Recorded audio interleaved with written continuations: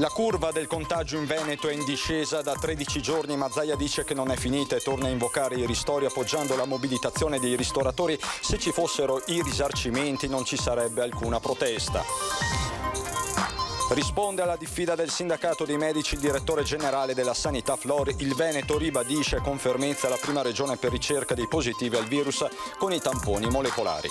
Tragedia in mattinata a Valdagno, 69enne muore investito dalla sua auto parcheggiata sulla rampa dell'abitazione mentre scendeva a piedi, disposta l'autopsia.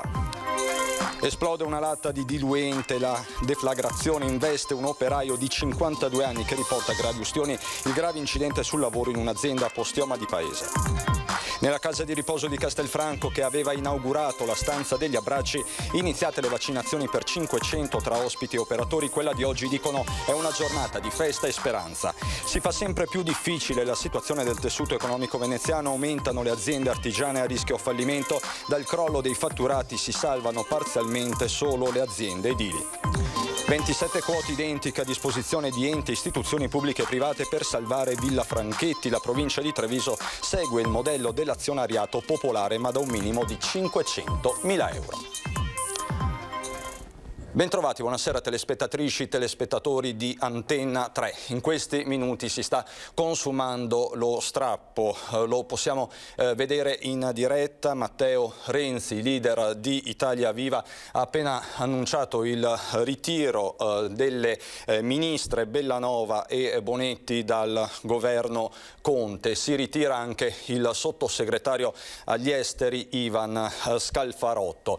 Quindi una situazione in evoluzione che sembra però arrivata al suo epilogo. Pochi minuti fa il premier Conte è stato dal capo dello Stato Mattarella per parlare di recovery plan, ma forse non solo di questo, auspicando un epilogo positivo per la crisi, ma così non sembra dalle parole pronunciate poco fa dal leader di Italia Viva, Matteo Renzi.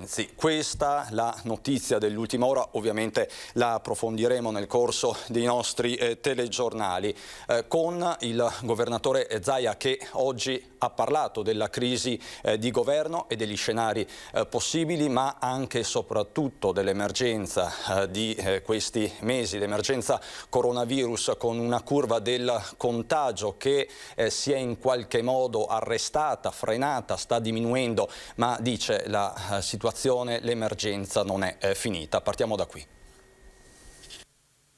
Io penso che sia fondamentale continuare a dire ai cittadini di non abbassare la guardia. Sì, è vero che sono 13 giorni di calo, però è altrettanto vero che la situazione può invertire tendenza e rotta in qualsiasi istante. L'unica cosa da non fare oggi è pensare che sia finita. Non è finita, scandisce Zaia guardando la curva epidemiologica in costante discesa da Capodanno, troppe le variabili a cominciare dalle mutazioni del virus, nelle ore in cui lo stesso ministro Speranza ha annunciato le linee guida del nuovo DPCM con la proroga dello stato di emergenza al 30 aprile e il mantenimento del sistema delle fasce. A tal proposito Zaia vede arancione. L'unica cosa che io so ad oggi è che noi avremo la zona arancione, dopodiché se ci sono delle variazioni nella scelta del CTS si dovranno essere documentate per capire quali saranno le fonti. Di certo è che se la fonte è il dato dell'incidenza dei positivi su 100.000 abitanti a settimana, è un dato che noi non condividiamo, perché è chiaro che da noi è più alto perché facciamo più tamponi, ma è matematico, non è un alibi. Le prossime ore saranno quindi cruciali per capire il colore dell'emergenza, così come il futuro del governo, un caos politico-istituzionale con Zaia che fissa alcuni punti fermi. In questo momento ci vuole senso di responsabilità, lo dice una persona che ha sempre sostenuto che il voto sia sanificatorio. In un momento come questo pensare di affrontare una campagna elettorale la vedo veramente tragica, anche perché conosciamo quali sono le modalità di questo Paese nell'affrontare le campagne elettorali. Ma la partita politica è connessa a quella economica, leggi i ristori, anche alla vigilia delle diverse iniziative di protesta degli esercenti. Tutte queste proteste nascono da un fatto: che se i ristori ci fossero reali e ci fossero in tempo reale, penso che nessuno penserebbe di riaprire. E siccome sono persone per bene, l'unica cosa che chiedo e auspico è che qualsiasi forma di protesta sia, ma so che lo fanno, sia assolutamente rispettosa delle regole della sanità. Mi devono considerare al loro fianco. A proposito della protesta degli esercenti, abbiamo sentito alcuni baristi e ristoratori del centro di Vicenza. Molti colleghi hanno rinunciato in zona arancione di tenere aperto perché dicono che non conviene. Io sono qua perché voglio dare comunque un servizio. Noi in questo momento facciamo un servizio pubblico, garantiamo un servizio alla clientela, dopodiché loro prendono, portano via da sporto. Si sentono investiti anche di una responsabilità sociale nei confronti della comunità, i baristi che ancora sono in grado di tenere aperte le serrande alla vigilia del varo del nuovo DPCM, che con molta probabilità imporrà loro da sabato il divieto di effettuare l'asporto anche dopo le 18. Ecco che dal basso al grido #IoApro si stanno mobilitando in molti a tenere provocatoriamente aperti gli esercizi la sera in segno di protesta. Una scelta però controversa. Però saranno in gran pochi qua a Vicenza. Io spero che non ci sia proprio nessuno. Noi non abbiamo intenzione di partecipare per 3 motivi. Uno, perché già ci dicono che siamo gli untori e qua gliela serviamo su un vassoio d'argento e ce lo diranno ancora di più. Secondo motivo, perché per chi ha avuto dei lutti in famiglia, questo soprattutto per i nostri clienti, ci guarderebbero come dire: ma come, non vi preoccupate della salute? E 3, non lo trovo giusto personalmente. Siamo in questa situazione, dobbiamo cercarne di uscire, però uscirne rispettando le regole. Noi siamo vicini a questi nostri colleghi, però noi non aderiamo. Fino ad agosto, metà settembre circa, erano le regioni che gestivano un po' i protocolli e la situazione. Dopodiché il governo ha voluto prendere in mano lui e gestire lui tutte le situazioni, non si è capito niente, c'è un caos totale. Perciò lasciateci almeno l'autonomia alle nostre regioni e ai nostri governatori, che forse sono più bravi a gestire le situazioni. Eppure alcuni ristori sono arrivati, cifre non adeguate, dice però l'associazione di categoria a Padova. Questa è la storia di una ristoratrice proprio della Città del Santo che non avendo lavorato da aprile si è ritrovata con pochissime briciole in mano. A noi ieri sono arrivati, è arrivato il ristoro di Natale, sì. È insufficiente perché non ha nessun rapporto diretto con il reale danno che stiamo subendo, che è un danno protratto da mesi e mesi e mesi, e siamo o chiusi totalmente o semi-chiusi. Noi abbiamo fatto la scelta di essere aperti con l'asporto, ma economicamente non varrebbe neanche la pena rimanere aperti. È aperto per servizio questo bistrò di via San Francesco, a 2 passi dall'ospedale di Padova, gestito da 16 anni da 2 sorelle amanti della cucina che si sono convertite all'asporto anche per tenersi vive. I 2.400 euro accreditati martedì dal governo sono una goccia, spiega Eugenia Rubin, quasi una beffa per questo locale, perché la cifra è stata stabilita sulla base del confronto tra i corrispettivi di aprile 2019 e aprile 2020, e ad aprile 2020, grazie all'asporto, le sorelle hanno lavorato a Pasqua, per il 25 aprile e per il 1 maggio.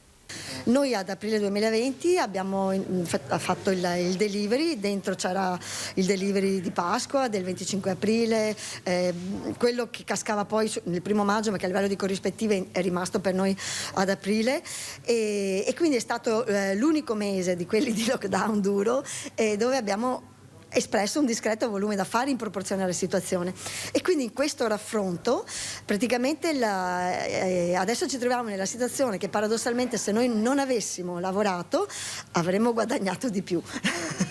Serrande aperte, un sorriso all'ingresso al Nero di Seppia con le sorelle Rubin che riescono a vedere il bicchiere mezzo pieno. Mi piace, non abbiamo nessuna intenzione di mollare, anzi stiamo addirittura abbiamo dei progetti in testa e stiamo addirittura pensando a un rilancio in qualche modo. E detto questo, noi abbiamo il vantaggio, forse abbiamo 2 vantaggi o anche 3. Il locale è piccolino, quindi possiamo permetterci di essere aperti per asporto e siamo solo io e mia sorella, e poi perché avendo fatto noi l'investimento di acquistare l'immobile dove esercitiamo l'attività, non abbiamo il peso gravosissimo di quello che potrebbe essere un affitto in una zona come questa. Noi siamo insomma a 100 metri, 150 metri da Sant'Antonio. Adesso però servono certezze per il futuro. Colleghiamoci solo per qualche istante con Montecitorio, lo possiamo sentire Matteo Renzi. Ma se lei mi domanda qual è la posizione del gruppo dei senatori di Italia Viva, c'è qui il presidente dei senatori, io trovo molta convinzione e decisione nel chiedere che si faccia politica e si smetta col populismo. Quali sono gli sbocchi della crisi? Quindi smetterla con il populismo. Di fatto Renzi ha una domanda specifica: se continuerà a sostenere Conte, quindi l'ipotesi Conte-Ter, ha detto nessuna pregiudiziale sui nomi, noi non faremo mai i ribaltoni, non daremo mai vita ad un governo con le forze della destra anti-europeista. Quindi c'è l'ipotesi del Conte-Ter sul tavolo. Ma torniamo alle questioni di casa nostra, perché oggi il direttore generale della Sanità del Veneto Flora ha risposto alla diffida del sindacato dei medici sulla questione dei tamponi. Vediamo come. La regione italiana che fa più tamponi molecolari è il Veneto. 3.500.000 tamponi molecolari fatti da inizio epidemia, dai 17 ai 20.000 al giorno. Quando ne facciamo pochi andiamo qualche settimana a 12.000, quando ne facciamo tanti andiamo a 23.000. La precisazione del direttore generale della Sanità Veneta, che ha incaricato le ULSS di comunicargli la capacità giornaliera di esecuzione dei tamponi molecolari, con l'attesa di appena 24 ore. Perché io non accetto di fare tamponi molecolari e avere il referto a 5 giorni. Lo voglio entro il giorno dopo. E quindi abbiamo un dato e sappiamo di poter fare dai 19 ai 21.000 tamponi molecolari al giorno se refertati entro il giorno dopo. La specifica, vista la diffida della NAO Veneto, il sindacato dei medici, che chiede l'utilizzo dei molecolari sul personale sanitario anziché del rapido. Noi seguiremo pedissequamente quello che dice la circolare ministeriale. Questa è la nostra risposta. Da qui il perché sul distinguo tra i due tipi di test. I tamponi rapidi sono e vengono utilizzati per screening, i tamponi molecolari per diagnosi, per conferma e per sicurezza. I tamponi rapidi non sono una sostituzione, sono un'aggiunta e sono un'integrazione. Quindi la questione terapie intensive con i 700 posti attivi, di cui da stamane 91 liberi. Vuol dire che dei 700 attivi ne stiamo occupando 610. Il Veneto si trova nel 13° giorno di calo dei posti letto occupati in terapia intensiva. Se il trend dovesse continuare così, da venerdì si valuterà se ridurre o meno tali posti per ripristinare l'attività chirurgica. Infine il vaccino con le scorte di Moderna già arrivate. C'è una riunione tecnica con le aziende per stabilire le modalità di primo utilizzo delle circa 8.000-7.800 dosi del vaccino Moderna che riceviamo oggi. Ed è arrivato in queste ore nelle farmacie il nuovo test rapido per il tampone in regime privato, lo stesso che potrebbe diventare anche fai da te. Adesso lo provo a fare io, quindi solo sulla fossa nasale. Si prende la boccetta, si intinge, 1, 2 gocce. C'è una lineetta. Quindi è molto buono. Vuol dire che ha funzionato, ma non ci sono le 2 lineette che sono positive e che sono negative. Eccolo il test rapido di ultima generazione. Da oggi, con la firma tra Federpharma, azienda produttrice e distributore, sarà possibile impiegarlo nelle farmacie, 200 al momento in tutto il Veneto, che hanno aderito all'accordo con la Regione siglato 2 settimane fa. Il servizio è rivolto a tutti quei cittadini che vogliono usufruirne in regime privatistico, a un prezzo calmierato che abbiamo concordato con la Regione, che è di 26 euro, e è sufficiente prenotare il servizio in farmacia. Si effettua con un tampone rapido nasale e con una risposta immediata. Ad oggi sono circa 5.000 tamponi eseguiti nelle farmacie che ora con il nuovo metodo potranno incrementare il servizio. Questo è il tampone, per intenderci, presentato in anteprima a metà novembre dal presidente Zaia e dal coordinatore delle microbiologie del Veneto Roberto Rigoli. Così semplice e veloce da fare che fu subito etichettato come test fai da te. Questo è un test praticamente approvato, è un test che praticamente sarà l'unico che arriverà presto in autodiagnosi. Ma l'autodiagnosi, ovvero la possibilità di farsi il test da soli, magari a casa propria, è ancora al vaglio dell'Istituto Superiore di Sanità. Al momento il tampone viene eseguito solo in farmacia da un infermiere e sul fai da te è la stessa Federfarma a precisare. I veneti hanno dimostrato di essere molto responsabili e coscienti, però è evidente che se il cittadino si fa un tampone da sé a casa, il fatto che poi dia riscontro di un'eventuale positività è lasciato alla sua coscienza personale. Sia l'autoanalisi dunque, ma meglio se contestuale all'acquisto del test e sotto la supervisione di un farmacista. Perché la farmacia potrebbe, attraverso il portale regionale, garantire comunque la tracciabilità di questi tamponi. Sottacana macchina ma respiro, sceglie l'ironia e il dialetto per comunicare ai fan attraverso un messaggio Twitter di essere stato contagiato dal Covid. L'attore padovano Andrea Pennacchi, noto per il suo personaggio comico Il Poiana, si trova in rianimazione in ospedale a Padova. Il 2 gennaio ha avvertito i primi sintomi del virus e il giorno dopo è stato ricoverato in terapia intensiva. Settimane difficili per l'attore, nulla era trapelato dalla famiglia fino a quando le sue condizioni non sono finalmente migliorate. Sto reimparando a respirare, a camminare persino. Pennacchi ci tiene molto a ringraziare chi si è preso cura di lui, i medici dell'ospedale. Sono in buonissime mani, un grande grazie ai dottori che mi stanno seguendo. Con Francesca Bozza andiamo adesso a Castelfranco Veneto, in casa di riposo. Quella di oggi è stata una giornata speciale di speranza e di fiducia. È Gina Pilotti, 88 anni, la prima ospite del centro anziani Sartora a ricevere il vaccino anti-Covid. Dopo di lei è stato il turno di Beniamino Bigolin, Anna Maria Longarato e Santa Sartora, che dopo l'inoculazione ringrazia il medico che l'ha appena vaccinata con un abbraccio e un bacio. Il sorriso degli anziani è sufficiente a descrivere cosa significhi per loro questa giornata. È una grandissima giornata, una giornata di speranza. Questo potrà essere un vero e proprio scudo per affrontare il virus e sconfiggerlo un po' come è stato il virus della poliomielite. Un grande gesto di tutti gli operatori, un gesto d'amore nei confronti delle persone più fragili. Ci sono sentite tante per televisione, ma senz'altro andava fatto per me. Andava fatto. La soddisfazione di dire che eventualmente avremo la possibilità di essere coperti. Oggi sono 500 coloro tra operatori e ospiti a cui è stato inoculato il vaccino.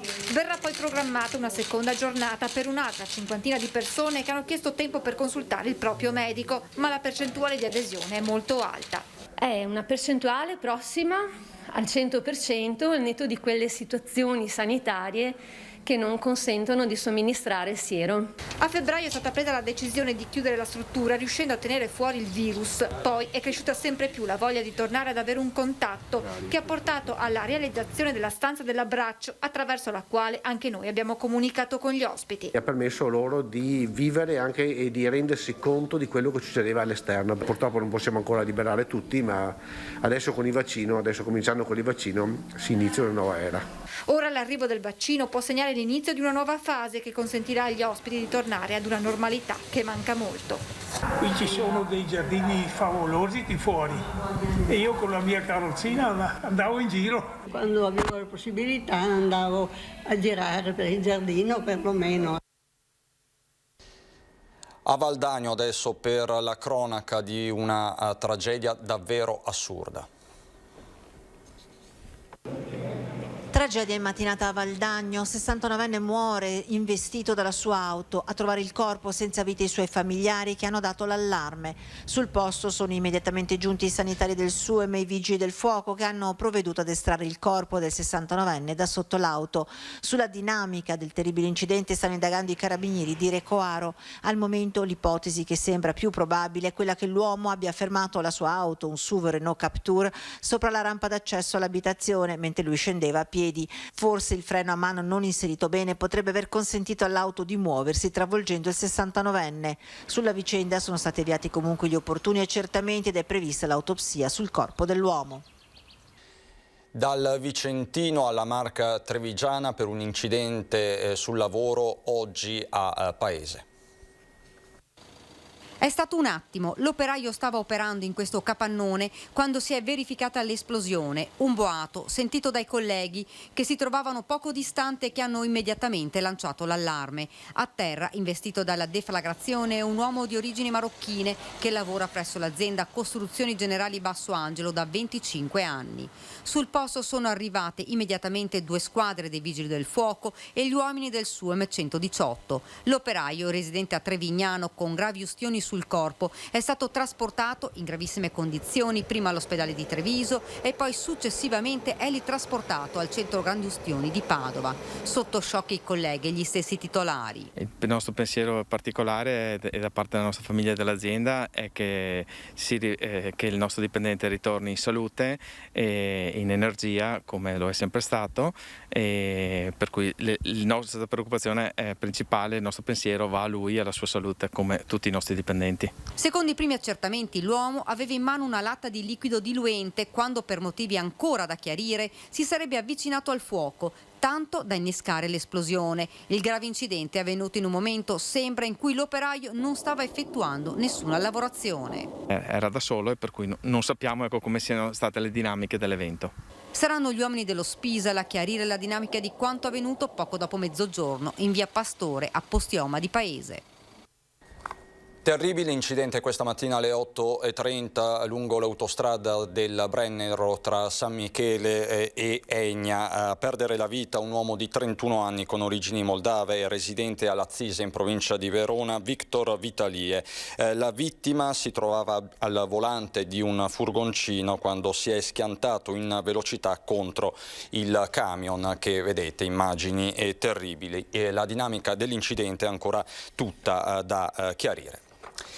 Nel veronese una storia invece a lieto fine, sono stati momenti concitati, quelli vissuti in un'abitazione di Bovolone nella mattinata di oggi, che si sono però conclusi, come vi dicevo, con una grande gioia. Intorno alle 8:30 infatti è arrivata una chiamata al 118 da parte di una coppia di genitori che chiedeva l'intervento del personale medico. La donna infatti era incinta, il piccolo aveva deciso di venire alla luce. Tantissima la fretta del neonato di conoscere i propri genitori, al punto che non ha dato il tempo ai mezzi del 118 di arrivare alla casa. Un infermiere quindi ha dovuto guidare il parto al telefono dalla centrale operativa. Tutto è andato per il meglio.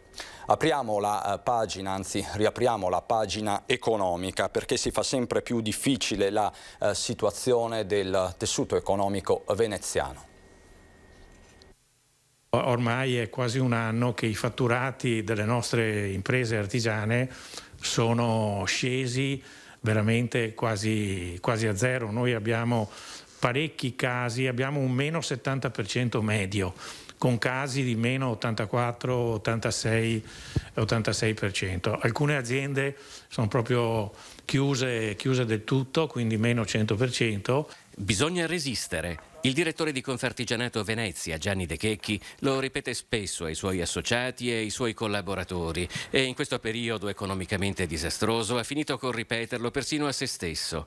Da tempo nella sede di San Lio si incrociano storie di imprenditori sempre più sull'orlo del fallimento. È una situazione terribile in cui l'economia è stata di fatto azzerata.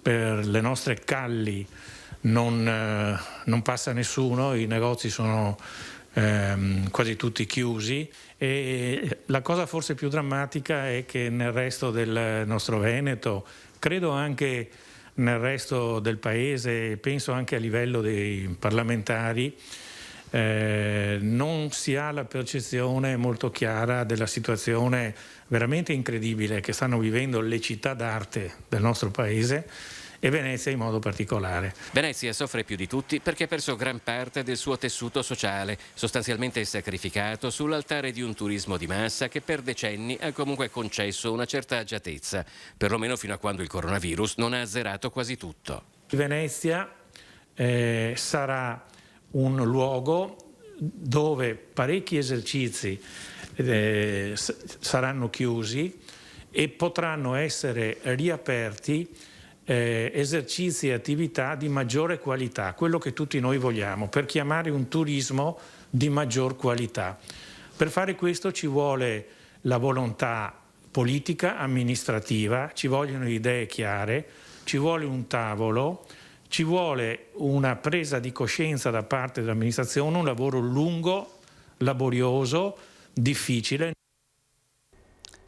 Parliamo adesso di Villa Franchetti a San Trovaso di Preganziolo, una delle ville venete simbolo da anni alla ricerca di un rilancio. Dopo l'accordo strategico tra provincia di Treviso e Fondazione Cassamarca è stato pubblicato in queste ore l'avviso pubblico di manifestazione di interesse per garantire la conservazione e la valorizzazione dello storico edificio lungo il Terraglio, un vero e proprio salvataggio. L'operazione che qualcuno già definisce di azionariato popolare consiste nel suddividere in 27 quote paritarie di importo pari a 500.000 euro il valore della villa, richiedendo ai soggetti pubblici e privati una prima manifestazione di interesse non vincolante per il relativo acquisto. Insomma, un'operazione da 13 milioni e mezzo di euro che scadrà a fine febbraio e vedremo anche come andrà a finire. Ricolleghiamoci solo per qualche istante con Montecitorio, dove è in corso la conferenza stampa di Italia Viva e del leader Matteo Renzi. Sentiamolo solo per qualche istante. Renzi sta rispondendo. Detto, non abbiamo benissimo, ho capito la domanda, perfetto. Altre domande? Manolo Lanaro, Fatto Quotidiano.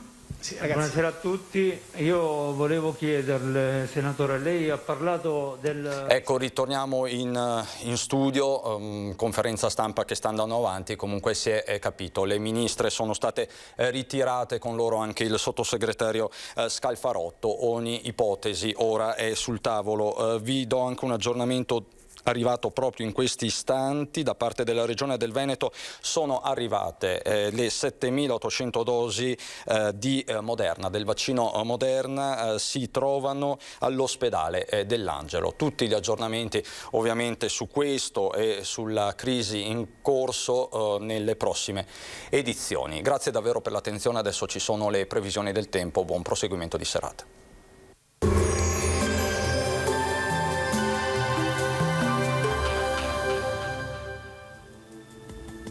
Benvenuti al meteo. Una massa d'aria fredda proveniente dalla Russia si propaga verso l'Europa, estendendosi anche sull'Italia e dunque al nord-est, dove il tempo sarà buono, ma il clima davvero freddo. Vediamo insieme il dettaglio di giovedì 14 gennaio.